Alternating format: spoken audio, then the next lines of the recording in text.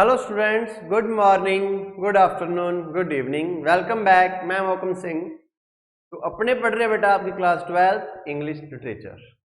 तो जैसा कि आपको पता है, अपने एक पढ़ रहे हैं आपका novel inside the Haveli written by Rama Mehta. तो लास्ट लेक्चर में बेटा अपने एक्सप्लेन कर चुके हैं कि हवेली कैसी थी, हवेली में क्या था। तो what is this story all about.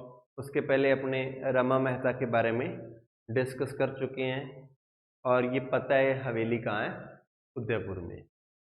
दोबारा कनेक्ट करा देता हूँ आपको कि हवेली जिसको जीवन निवास का नाम दिया गया है,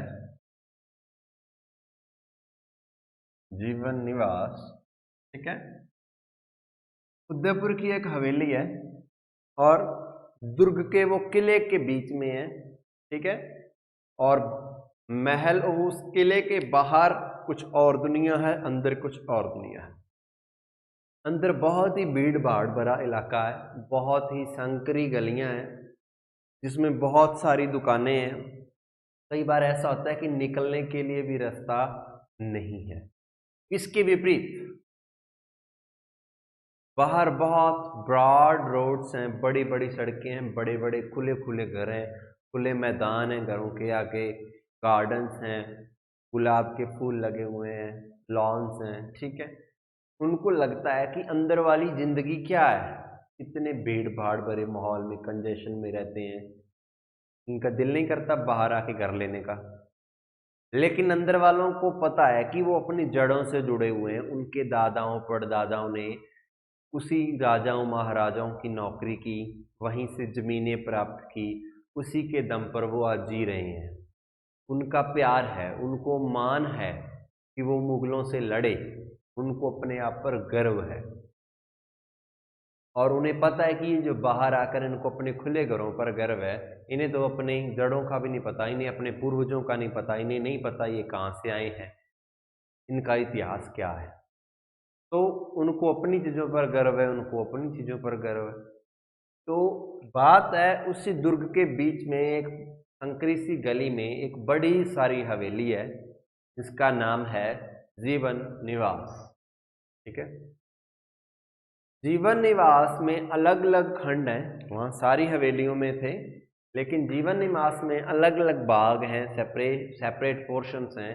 one is for mails, one is for females and other one is for servants. All these separate portions are connected through one thing and that is courtyard. आंगन नहीं वो मिलते हैं, यानी इधर मेल रहते हैं, इधर फीमेल रहते हैं, इधर सर्वेंट रहते हैं। तो उनका आंगन अलग है, उनका आंगन अलग है, एक और बड़ा एक सारा आंगन है जो उन तीनों को जोड़ता है। लेकिन महिलाओं के भाग में किसी भी पुरुष का जाना मना है सिवाय क्लोज रिलेटिव, निकट के रिश्तेदार मर्दों के अलावा किसी का भी जाना वहां वर्जित है। और सभी महिलाओं को पर्दा रखना पड़ता है, चाहे पुरुष हैं चाहे पुरुष नहीं है, आसपास कोई मर्द है या नहीं, चाहे अकेली औरतें बैठी हैं, लेकिन फिर भी उनको पर्दा रखना ही पड़ता है।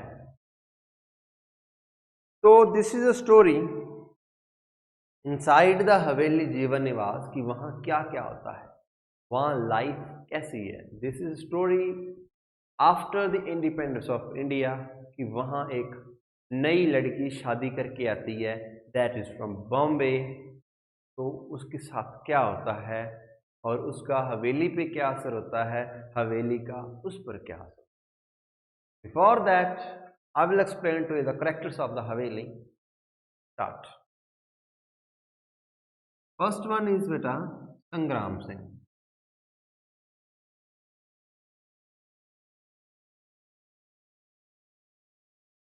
Okay, Sangram Singh was the founder of that haveli Jeevan निवास। और वो उदयपुर के वो राणा थे, यानी किंग था, उसके ज्वेल थे, उसके काम में एक मिनिस्टर थे, उसकी रियासत में क्या थे, मिनिस्टर थे।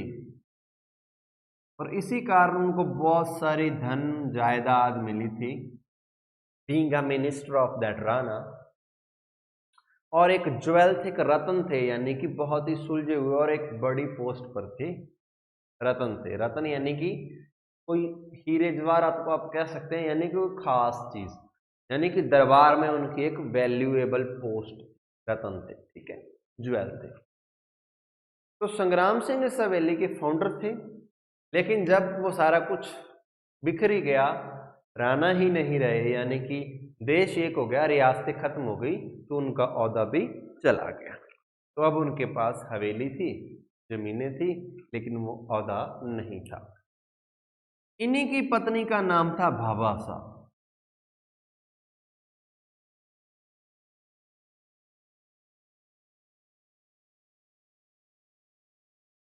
आपके जो पेपर में क्वेश्चन आ सकते हैं वो आ सकते हैं अबाउट द करेक्टर्स, अबाउट फिर बिहेवियर, तो वो भी मैं साथ में ही एक्सप्लेन करता चलूंगा, आप थोड़ी सी गौर फरमाइएगा।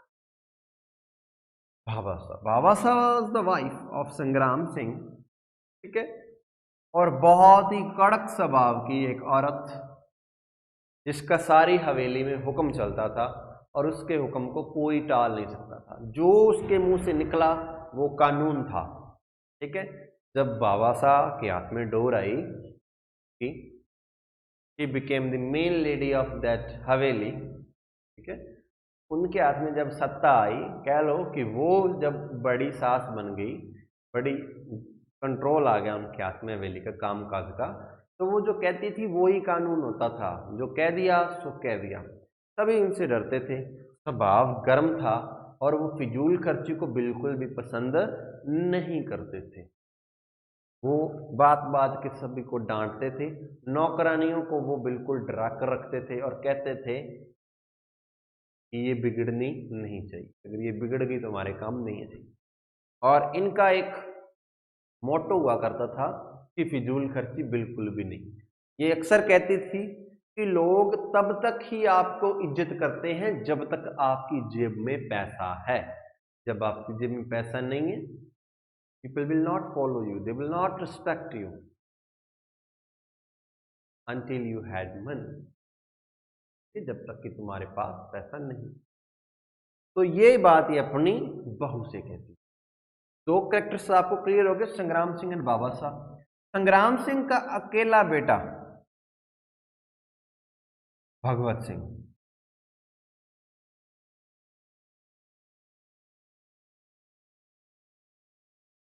ऑनर ऑफ द जीवन निवास। संग्राम सिंह की जी की डेथ हो गई थी, अब भगवत सिंह जी ऑनर थे जीवन निवास के। इन्हें भी बहुत बड़ी पदवी मिली थी बीकानेर रियासत की उस समय।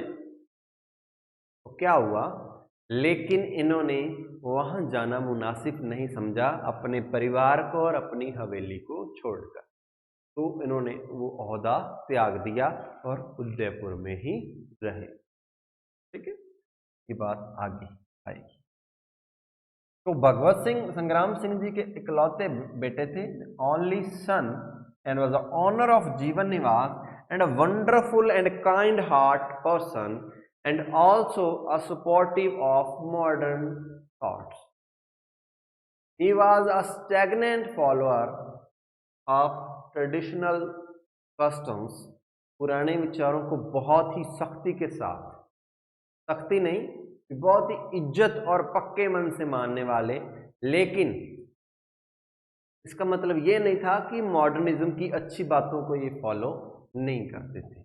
एक पक्के भक्त थे ट्रेडिशनल चीज़ों के, ट्रेडिशनल वैल्यूज के, ट्रेडिशनल कस्टम्स के, but also a man of open mind, जो नई आने वाली अच्छी चीज़ों के लिए भी हमेशा तैयार रहते थे। वो भी आपको कैसे तैयार रहते थे वो आपको आगे पता चल जाएगा कि ये मैंने इनके बारे में ऐसा क्यों कहा। इनकी जो पत्नी थी उसका नाम था कुमरानी शाह।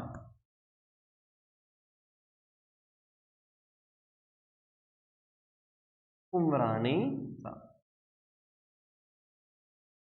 ये छोटे से कदकाठी की, छोटी सी हाइट की, पतले से शरीर की, एक बहुत ही फुर्तीली चुस्त दुरुस्त महिला थी। ऐसे लगता था अभी इनका शरीर टूट जाएगा, इतनी लचीली लगती थी देखने को, लेकिन इनके शब्दों में जान थी। इनके पास एक ऐसा तरीका था बोलचाल का इनका व्यक्तित्व ही ऐसा था कि ये जो भी कुछ कहती थी ये सामने वाले को अपनी बात मनवा ही लेती। She had some aura kind of things, उनके पास कुछ ऑरा ही ऐसा था, उनका प्रभाव ऐसा था कि जो भी जिनको भी वो अपनी बात कहती वो सामने वाला उनकी बात को डिनाई नहीं कर सकता था। That one has to obey her, हर किसी को उसकी बात माननी ही पड़ती। वो कई बातों पर कई लोगों से असहमत होती थी लेकिन प्रकट नहीं करती थी, वो अपने दिल में ही रख लेती।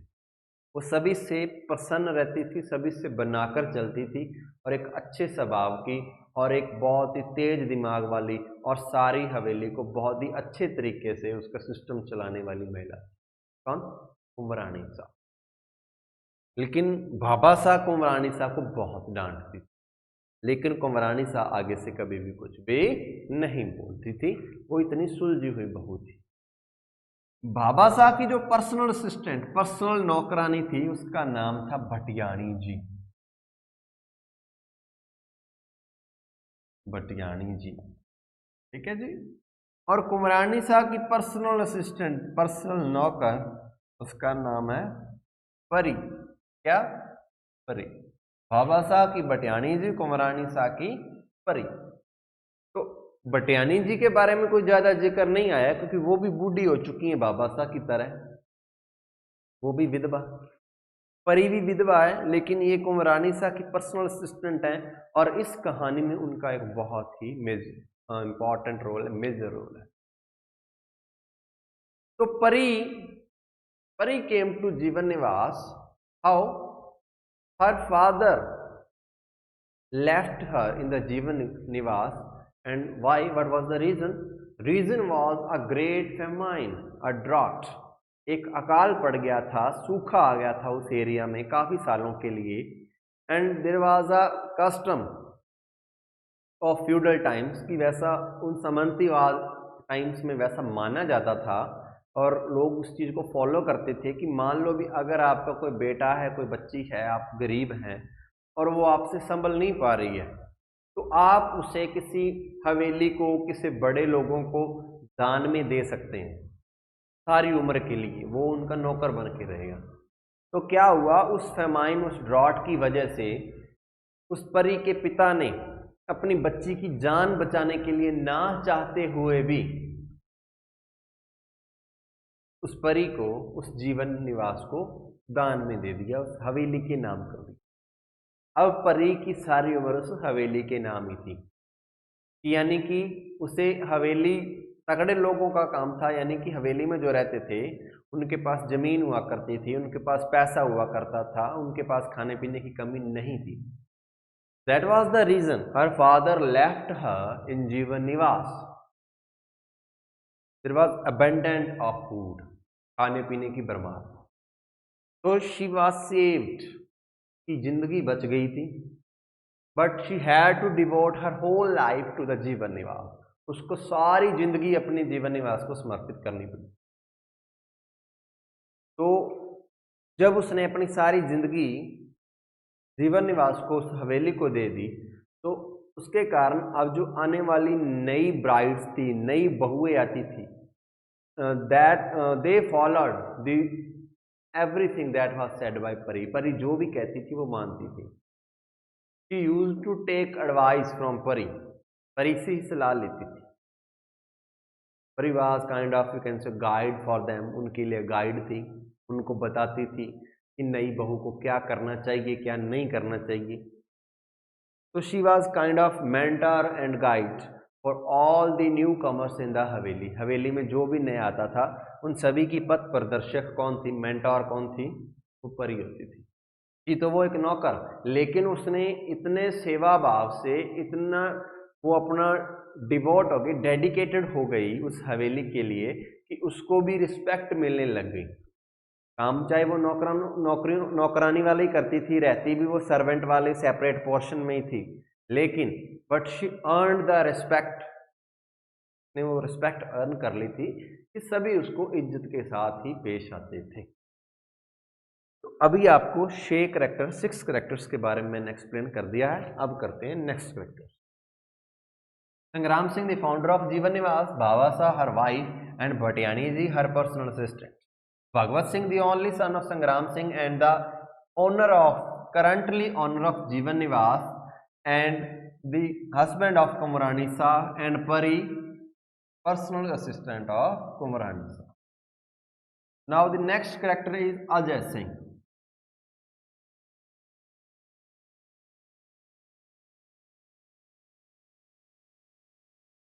Ajay Singh. Ajay Singh. Ajay Singh was the only son of Sangram Singh. Oh, sorry, Bhagwat Singh. Ajay Singh was the only son of Bhagwat Singh and was the department head of physics in University of Udaipur. Physics के department का वो head था Udaipur university में। कौन? अजय सिंह। यानी कि he was an educated guy, पढ़ा लिखा लड़का था, सुलझा हुआ। तो उसकी शादी होती है, head of physics department.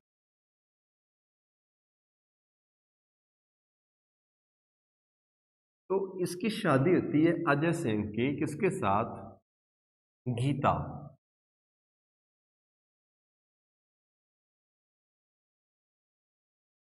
She is a girl around whom the story revolves. She is the main character. She is in lead role. So Geeta is a Bombay-based girl. Bombay से आती है. 22 years old, lived and brought up in a family that is open-minded and where she is allowed to express her emotions openly. Either she is sad or either she is happy. Either she is sad or happy, you can say, or she was brought up in an area, or you can say in a society where boys and girls were similar. She studies in a co-educational institute जहाँ लड़के लड़कियाँ साथ में पढ़ते थे। तो वो उस माहौल में, उस वेस्टर्न माहौल में पैदा हुई, यानी कि बॉम्बे साइड में वेस्टर्न कल्चर का ज़्यादा इन्फ्लुएंस था। उस माहौल में पैदा हुई जहाँ लड़की लड़कियाँ एक समान थे, कोई ज़्यादा, कोई बड़ा नहीं था, कोई छोटा नहीं था, लड़के लड़कियाँ एक साथ पढ़ते थे। उसके परिवार में इमोशन को एक्सप्रेस करना सिखाया गया था। भैया उदास हो तभी भी आप बता सकते हैं, खुश हैं तभी भी आप अपनी खुशी जाहिर कर सकते हैं।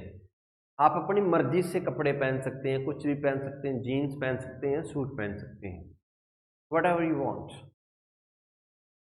But she entered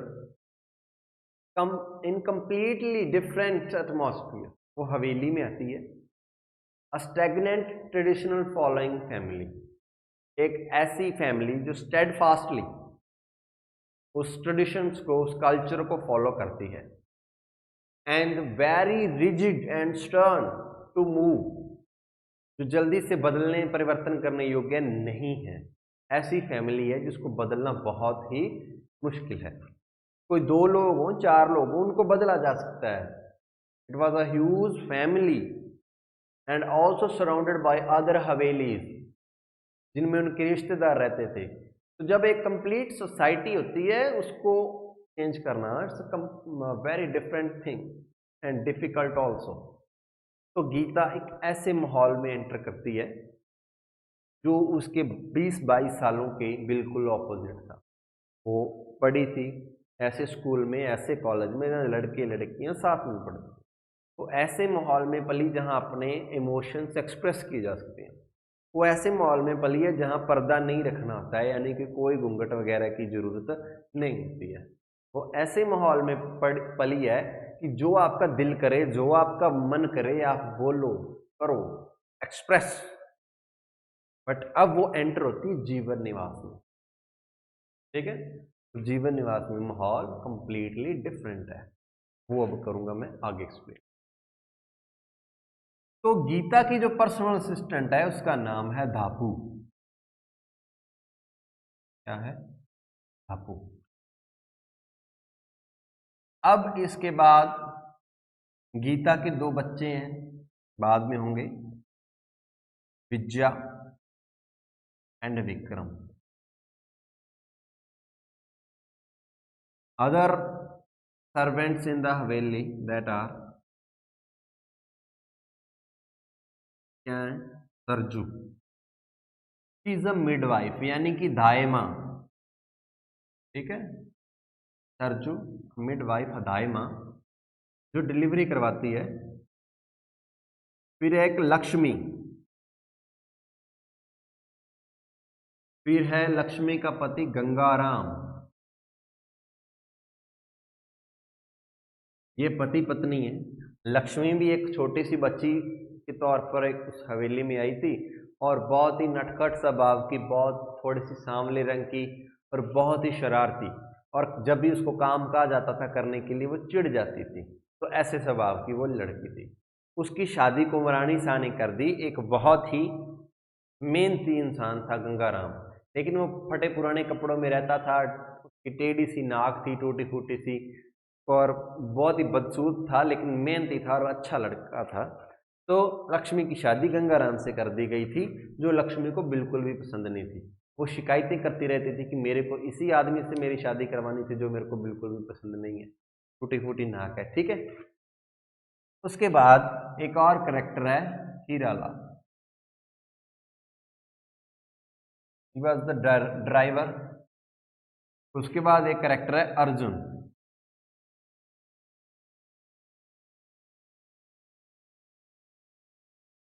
ये ज्योतिषी था।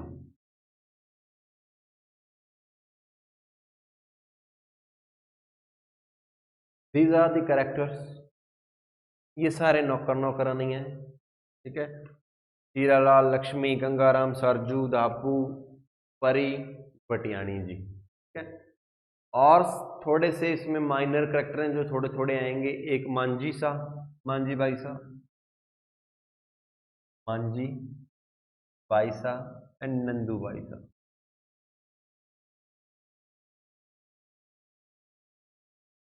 मांझी बाई सा रियल सिस्टर हैं भगवत सिंह जी की, एंड नंदू बाई सा कजन सिस्टर हैं, यानी कि कजन हैं किसकी, भगवत सिंह। एक और करेक्टर है Daulat Singh ji, who is the owner of another big haveli in Udaipur. तो उदयपुर की एक और बड़ी हवेली के वो एक वो मालिक हैं, और भगवत सिंह जी की दूर के रिश्तेदार, दूर के नहीं सॉरी, वो कुंवरानी शाह के भाई की हवेली है दौलत सिंह, ठीक है। तो दीज आर दी करेक्टर्स। अब इनके बारे में अपने आगे एक्सप्लेन करते हैं और स्टोरी शुरू करते हैं।